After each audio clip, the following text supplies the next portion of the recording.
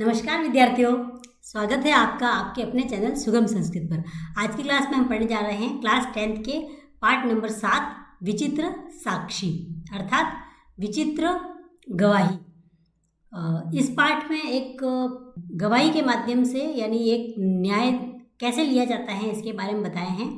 तो जो न्यायाधीश होता है वो येन केन प्रकार जो सच्चा होता है उसको न्याय दिलवाता है। इस पाठ में हमें ये शिक्षा दी गई है। तो चलिए शुरू करते हैं आज का पाठ। सप्तम पाठः विचित्रः साक्षी। अयं पाठः ओम प्रकाश ठाकुर विरचितयाः कक्षायाः संपादितः अंशः अस्ति।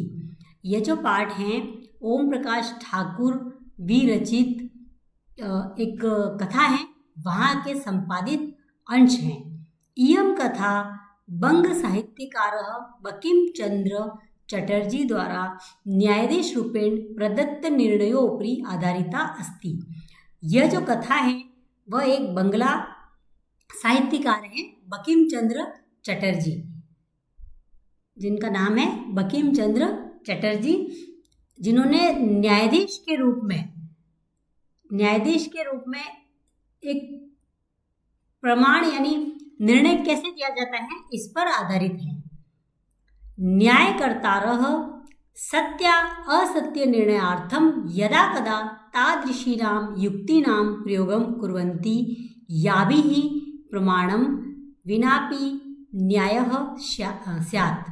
अर्थात जो न्याय करने वाला होता है वह कभी कभी क्या करता है कि सत्य या असत्य को जो साबित करना है उसके लिए अलग अलग युक्तियों का प्रयोग करके अंत में न्याय दिलवाता है। बिना साक्ष्य के भी न्याय कैसे दिलवाया जाता है इसमें बताया है। अस्याम कथयामपि न्यायाधीशेन तथैव मार्गः आचरित। इस कथा में न्यायाधीश को मार्ग आचरित किया है, यानी न्याय का मार्ग प्रदत्त किया है कि न्याय कैसे दिलवाया जाए।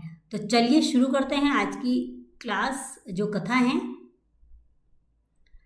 कश्चन निर्धनो जनः भूरि परिश्रम्य किंचिद वित्तम उपमार्जितवान् तेन वित्तेन स्वपुत्रम एकस्मिन् महाविद्यालये प्रवेशं दापयितुं सफलो जातः।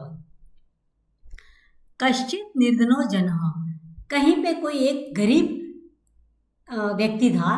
भूरि परिश्रम में अत्यधिक परिश्रम करके किंचित वित्तम उपमार्जितवान, और बहुत सारा धन इकट्ठा किया और उस धन को लेकर के वह अपने पुत्र को एक महाविद्यालय में प्रवेश दिलाने में सफल हो जाता है। अर्थात कोई एक निर्धन था व्यक्ति, उसके पास धन था ही नहीं, लेकिन वो अपने पुत्र को किसी अच्छे महाविद्यालय में पढ़ाना चाहता था। तो उसने बहुत सारा धन इकट्ठा किया, बहुत मेहनत की और कुछ धन इकट्ठा किया और उसने अपने बच्चे को किसी अच्छी महाविद्यालय में प्रवेश दिलवाने में सफल हो जाता है। तत्तनयः तत्रैव छात्रावासे निवसनम अध्ययने संलग्नः संभूतः। अर्थात उसका जो पुत्र था तत्तनय तत्रैव छात्रावासे निवसन, वहाँ पर छात्रावास में रहकर अध्ययन कर रहा था। उसने अपने बच्चे का एडमिशन करवा दिया तो वहाँ पे छात्रावास में रहते हुए अध्यापन कर रहा था। एकदा स पिता तनुजस्य रुग्णताम् आकृर्य व्याकुलो जातः पुत्रं द्रष्टुं च प्रस्थितः। एक दिन क्या होता है कि उसने अपने पुत्र की रुग्णता का समाचार सुना, अर्थात उसका पुत्र बीमार हो गया। तो उसने जैसे ही उसने वह समाचार सुना तो उसको बहुत दुख होता है और वो व्याकुल हो जाता है और वह अपने पुत्र को देखना चाहता है। तो उसके लिए वो क्या करता है, परमर्थन कार्श्येन पीड़ितः स बस यानम विहाय पदातिरेव प्राचलत। वह अपने पुत्र को मिलने जाना चाहता है, परंतु क्या होता है कि उसके पास धन का चूंकि अभाव था तो उसने सोचा कि उसने बस यात्रा को छोड़ करके पैदल जाना ही उचित समझा। अर्थात वह सोच रहे हैं कि उसके पास धन नहीं है तो वो पैदल ही अपने बच्चे से मिलके आवे। पदाति क्रमेण संचलन सायं समये अप्यसौ गंतव्याद दूरे आसीत। अर्थात पैदल चलते चलते उसको शाम हो जाती है, परंतु उसको जहाँ पहुँचना था वो स्थान तो अभी भी बहुत दूर है। अर्थात वो अभी तक अपने बच्चे के पास नहीं पहुँच पाया, उसको चलते चलते पूरा दिन हो चुका था। निशांधकारे प्रसृते विजने प्रदेशे पदयात्रा न शुभावहा। अब वो सोच रहा है निशा अंधकार यानी रात्रि के भयंकर अंधकार में, विजने यानी अनजान शहर में, अनजान जगह पर पद यात्रा करना शुभ नहीं है। अर्थात एक तो भयंकर अंधकार है और एक एकांत है, और जो जहाँ पे वो जा रहे हैं वो भी बहुत उसका अनजाना रास्ता है। तो उसने सोचा कि पद यात्रा करना तो यहाँ पे पैदल चलना इतनी रात को उचित नहीं है। एवं विचार्य स पार्श्व स्थिते ग्रामे रात्रि निवासम कर्तुम कश्चिद ग्रस्तम उपागतः। अर्थात एवं विचारे ऐसा सोच करके स यानी वह पार्श्व स्थित है यानी पास में ही स्थित ग्रामे रात्रि निवासम, उसने सोचा कि क्यों ना मैं पास में किसी गांव में जाकर के रात्रि निवास करता हूँ। ये सोचकर वह ग्रस्थम उपागत किसी घर के पास जाता है। करुणा परो ग्रही तस्मै आश्रयम प्रायच्छत। और जब जाके उसने अपनी सारी बात बताई तो वो जो जिस घर पे गया वो बहुत उसने उसको उस पर दया आ गई और उसने वहाँ पे उसको आश्रय दे दिया। अर्थात उसने कहा ठीक है, तुम यहाँ पे मेरे यहाँ पे एक रात रुक सकते हो। विचित्रा देवगति ही, परंतु होनी तो होकर रहती हैं, और देवगति यानी जो होना होता है वो होकर रहता है। तो विचित्र थी देवगति उसी दिन, विचित्र देवगति मतलब उस समय वहाँ पे वो होना लिखा था, उसका वहाँ पे जाना हुआ। और क्या होता है देखिए, तस्यामेव रात्रो तस्मिन् गृहे कश्चन चोरः गृहाभ्यन्तरं प्रविष्टः। तस्यामेव उसी दिन उसी रात को उस घर में कोई एक चोर आ जाता है और घर के अंदर प्रविष्ट हो जाता है। अब देखिए उसके दिन कितने खराब थे। एक तो उसके पास पैसे भी नहीं थे, तो उसने सोचा कि क्यों ना मैं बस यात्रा को छोड़ करके पैदल चला जाऊं, तो इससे मुझे जो कुछ पैसे बचेंगे वो मेरे कहीं काम आएंगे। तो उसने ये सोच करके पैदल चलना प्रारंभ किया।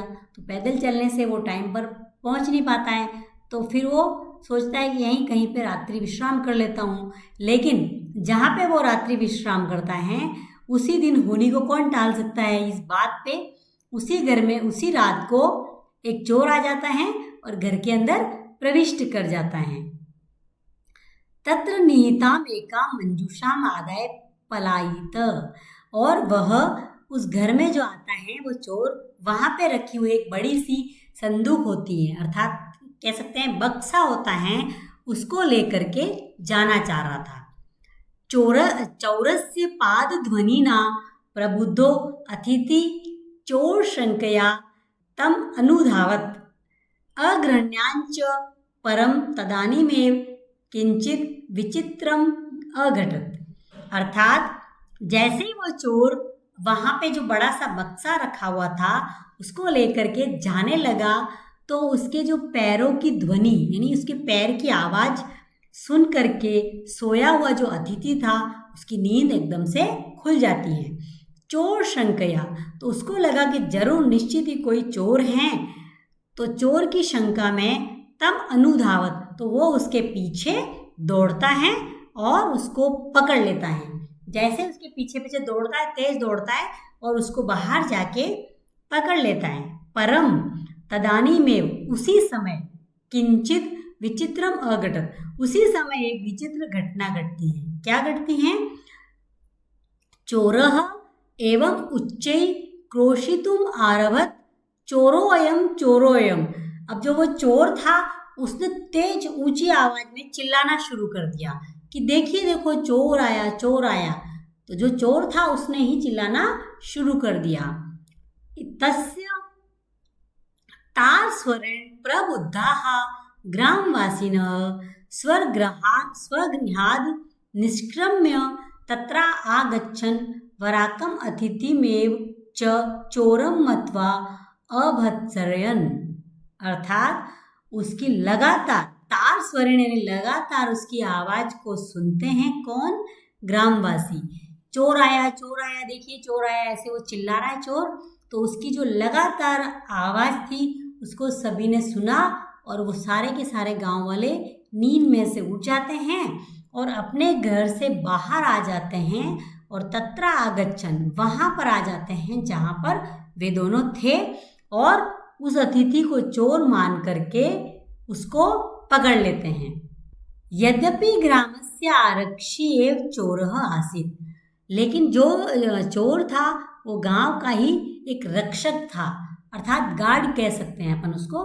तो वो गांव का ही एक रक्षक था और उसी ने चोरी की थी। तत्क्षणमेव रक्षा पुरुषः तम अतिथिं चोरोऽयम् इति प्रख्याप्य कारागृहे प्राक्षिपत्। तत्क्षण में उसी क्षण उस रक्षा पुरुष ने उस अतिथि को ये चोर है ऐसा बोलकर कारागृह यानी जेल में डलवा दिया। अब जैसे सारे गांव वाले आते हैं तो उसने सोचा, वो तुरंत बोलता है देखिए देखिए ये तो चोर हैं, और उसको पकड़ा और उसको कारागृह में डलवा दिया। अग्रिमे दिने स आरक्षी चोराभियोगे तम न्यायालयम नीतवान। और अगले दिन क्या होता है, जो आरक्षी था यानी वो जो रक्षक था जिसने चोरी की थी वो चोरिया अभियोग यानी चोर का अभियोग लगाकर यानी चोरी का जिस पे आरोप लगा था उसे न्यायालय में नीतवान अर्थात उसे न्यायालय में लेके आता है। न्यायाधीशो बंकिमचंद्र उभाभ्याम पृथक पृथक विवरणम श्रुतवान। और जो वहाँ पे न्यायाधीश था जिसका नाम था बंकिमचंद्र, उसने क्या करा, दोनों से पृथक पृथक विवरण सुना, अर्थात तुम दोनों बताओ कि कैसे क्या हुआ। सर्वं वृत्तम अवगत्य स तम निर्दोषम अमन्यत आरक्षणम च दोषभाजनम। अब उसने दोनों की बात सुनी, तम निर्दोषम, अब उसको लगा कि वह जो अतिथि था वो तो निर्दोष है और जो आरक्षण यानी रक्षक था वही दोषी है। अर्थात उस न्यायाधीश को पता चल गया कि इन दोनों में से चोर कौन है और साहूकार कौन है। फिर भी किंतु प्रमाणा अभावात स निर्णेतु ना शक्नोत, लेकिन कोई भी उसके पास प्रमाण नहीं होने की वजह से वह निर्णय करने में समर्थ नहीं था। अर्थात जो न्यायाधीश था उसने दोनों पक्षों की बात सुनी, लेकिन उसको लग गया कि इन दोनों में से चोर कौन है और साहूकार कौन है, लेकिन उसके पास कोई प्रमाण थे नहीं, साक्ष्य थे नहीं, तो वो कैसे निर्णय करता। तो फिर उसने क्या करा, ततो असौ तौ अग्रिमे दिने उपस्थातुम आदिष्टवान। उसने उन दोनों को अगले दिन आने के लिए आदेश दिया कि तुम्हारा निर्णय कल होगा। अन्ये द्यु तौ न्यायालये स्वस्वपक्षम पुनः स्थापितवन्तौ। फिर अगले दिन वे दोनों आते हैं और अपने अपने पक्ष में पुनः गवाही देते हैं, अर्थात अपने अपने पक्ष का बयान देते हैं।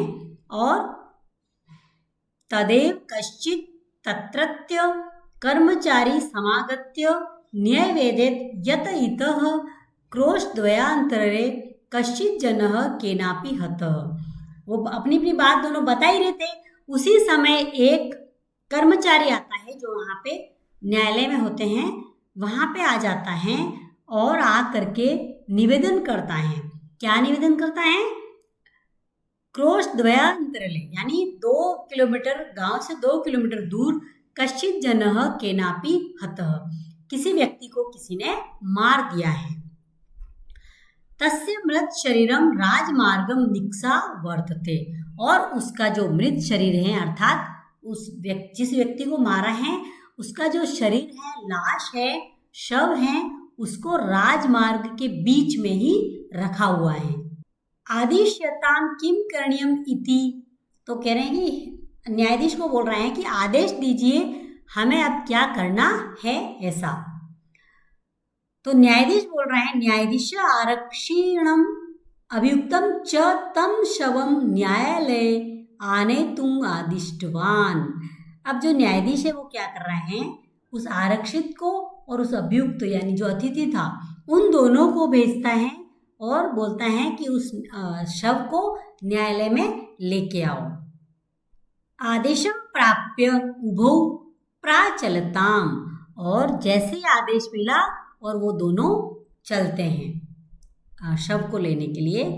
तत्रोपेत्य काष्ठपटले निहितम पटाच्छादितम देहम स्कंदेन वहंतो न्यायाधिकरणम प्रति प्रशिस्थौ, अर्थात वहाँ पे जैसे ही पहुँचते हैं दोनों, तो वहाँ पे एक लकड़ी के पट्टे पर रखी हुई जो देह है, लाश है ढकी हुई, पट्टा आच्छादितम यानी कपड़े से ढकी हुई जो लाश है उसको अपने अपने कंधों पर उठाते हैं और न्यायाधिकरणम प्रति यानी न्यायालय की तरफ जाने लगते हैं। आरक्षी सुपुष्ट देह आसित, तो आरक्षी की तो हष्टपुष्ट था क्योंकि वो आरक्षित था यानी रक्षा करने वाला था, गार्ड था, तो वो तो शरीर से हष्टपुष्ट था। लेकिन अभियुक्तश्च अतीव कृशकाय, लेकिन जो अभियुक्त था यानी जिसके ऊपर चोरी का इल्जाम लगा था वो बहुत ही कमजोर था। भारवतः शवस्य स्कंदेन वहनम तत्कृते दुष्करम आसित, और जो भारवत बिल्कुल जो वजनदार शव था, भारी शव था, उसको वह कंधे पर उठाने में उसके लिए बहुत दुष्कर कार्य था, यानी वो कंधे पर उसको नहीं उठा पा रहा था। आसित स भार वेदनाया क्रदति स्म, और इस तरह से वह उस भार की वेदना से, अर्थात उसको कंधे पर दर्द हो रहा था, उससे वह चिल्लाने लगता है। तस्य कृदन्नम निशम्य मुदित आरक्षी तम उवाच, और उसके क्रदन को सुनता है और वो जो आरक्षी था वो जोर से हंसने लगता है। अर्थात जैसे ही वो रोता है तो वो आरक्षी उसको देखता है और हंसते हुए कहता है, आरक्षी तम उवाच यानी उसको कहता है, क्या कहता है, रे दुष्ट तस्मिन् दिने त्वया अहम चोरीतया मंजूषाया गृहात् वारितः, कि हे दुष्ट, तुमने उस दिन मुझे चोरी करते हुए जो संदूक थी वो ले जाने से रोका। कह रहा है कि तुमने उस दिन गलती की और मैं जब चोरी करके उस संदूक को उठा के ले जा रहा था तो तुम दुष्ट, तुमने क्यों मुझे रोका। इदानीं निज कृत्यस्य फलम भुंक्ष्व, अर्थात कह रहे हैं कि तुमने जो अपना कर्म किया है ऐसा, उसका फल भी भोगो। अर्थात तुम मुझे चुपचाप ले जाने देते तो आज इतना होता ही नहीं, तो तुमने ऐसा काम किया तो तुम्हारे किए की तुम सजा भुगतो। अस्मिन् चौर्याभियोगे त्वं वर्षत्रयस्य कारादंडम लप्स्यसे, अब कह रहे हैं कि इस चोरी के आरोप में तुम्हें 3 वर्ष का कारावास का दंड मिलेगा। इति प्रोच्य उच्चै अहसत, और ऐसा बोल करके जोर तेज से वह हंसता है। यथा कथचिद उभौ शव आनीय एकस्मिन् चत्वरे स्थापितवन्तो, इस तरह से वे दोनों जैसे तैसे करके उस शव को लेके आते हैं और एक चबूतरे पर रख देते हैं। न्यायाधीशेन पुनस्तौ घटनायाः विषये वक्तुम आदिष्टौ, और न्यायाधीश पुनः उन दोनों को उस घटना के विषय में पूछते हैं। आरक्षिणी निज पक्षम प्रस्तुतवती आश्चर्यम अघटत स शवः प्रवारकम अपसार्य न्यायाधीश अभिवाद्य, अर्थात जब वो वापिस शव को लेके आ जाते हैं और शव को वहाँ पे एक चबूतरे पे रखते हैं और फिर न्यायाधीश उनको पूछता है, अब बताइए कि मैं उस घटना वाले दिन क्या क्या हुआ था। तो जो आरक्षण था यानी जो रक्षक था वो अपना पक्ष प्रस्तुत करता है, लेकिन जैसे वो अपना पक्ष बोल रहा होता है उसी समय आश्चर्यम अघटत एक आश्चर्यचकित घटना घटित होती है। क्या घटित होती है? सशव यानी वो जो शव लाया गया था वह क्या करता है कि उसके ऊपर जो ढके हुए कपड़े हैं उनको फटाफट से हटा देता है और एकदम से खड़ा हो जाता है और हाथ जोड़कर अभिवाद्य करता है, यानी हाथ जोड़ के और निवेदन करता है। निवेदितवान यानी वह कहना चाह रहा है, क्या कहना चाह रहा है कि मान्यवरः एतेन आरक्षिणा अध्वनि यदुक्तम तद्वर्णयामि त्वया अहम चोरी वो क्या कह रहा है कि मान्यवर कह रहा है कि हे मान्यवर, इस आरक्षित ने जो रास्ते में बोला है उसको मैं कहना चाह रहा हूँ। त्वया अहम चोरितायाः मंजूषायाः गृहात् वारितः अतः निज कृत्यस्य फलम भुङ्क्ष्व। अर्थात वो क्या बोलता है कि तुमने जब मैं चोरी कर रहा था, चोरी करके जो संदूक को ले जा रहा था उसको ले जाने से रोका, तो तुम अपने अपना जो निज कर्म किया है उसका फल तो भोगोगे। अर्थात वो कह रहा है कि तुमने जैसा उस आरक्षी ने रास्ते में कहा था वैसा के वैसा वो जो शव बनने का जिसने ये सारा न्यायाधीश का ही किया धरा था, मतलब तो वो शव खड़ा होके वापिस वो वहाँ पे बोल रहा है कि तुमने जो अपना काम किया है उसकी सजा तो तुम्हें मिलेगी। अस्मिन् चौर्याभियोगे त्वं वर्षत्रयस्य कारादंडम लप्स्यते। अर्थात इस चोरी के अभियोग में तुम्हें 3 वर्ष का कारावास भोगना पड़ेगा। तो न्यायाधीश आरक्षिणे कारादंडम आदिश्य तम जनः ससम्मान मुक्तवान। और उस न्यायाधीश ने उस आरक्षित को तो कारावास का दंड दिया और उस व्यक्ति को ससम्मान मुक्त कर दिया। अतः एवं उच्यते, इसलिए ऐसा कहा गया है। क्या कहा गया है? दुष्करण्यापि कर्माणि मतिवैभवशालिनः नीतिम युक्तिम समालभ्य लील्येव प्रकुर्वते। अर्थात क्या युक्ति में क्या कहा गया है कि मति वैभवशाली, जिनके अंदर बुद्धि होती है, बहुत अच्छी शालीन बुद्धि होती है, जो बुद्धिमान होते हैं, वे क्या करते हैं? नीति युक्तिम, नीति से किसी भी काम को आसानी से सरल कर देते हैं। दुष्कराणपि कार्याणि, यानी कठिन से कठिन कार्य को भी सरल कर देते हैं या निर्णय कर देते हैं। कैसे कर देते हैं? खेल खेल में।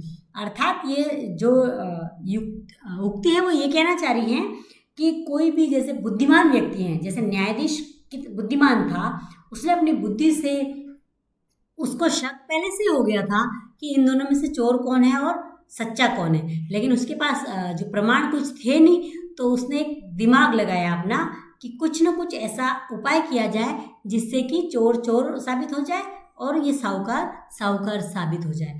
तो उसने वो शव वाली पूरी घटना अपने दिमाग से बनाई। तो इस श्लोक में यही कहा है कि मति यानी बुद्धि से जो बहुत तेज हैं वह दुष्कर यानी बिना करने योग्य जैसे कठिन कठिन कार्य को भी खेल खेल में अपनी दिमाग से उसको सॉल्व कर देते हैं। तो उन्होंने ऐसा ही किया और उस जो गरीब साधारण मनुष्य था उस पर जो बड़ा चोरी का आरोप लगा था उसको उसने मिटा दिया। तो आशा है आपको ये स्टोरी अच्छी लगी होगी, इसका जो पूरा एक्सप्लेनेशन दिया उस समझ में आया होगा। और अगर आप इसके क्वेश्चन आंसर सॉल्व करवाना चाहते हैं तो कमेंट बॉक्स में ज़रूर लिखिए। और आपको ये चैप्टर कैसा लगा, इसमें क्या कमी रही ये भी बताइए, तो उसका समाधान किया जाएगा। और इससे नेक्स्ट क्लास अपनी चैप्टर नंबर 8 की होगी। और आपको अगर ये चैप्टर पसंद आया तो लाइक कीजिए, शेयर कीजिए, सब्सक्राइब कीजिए। धन्यवाद।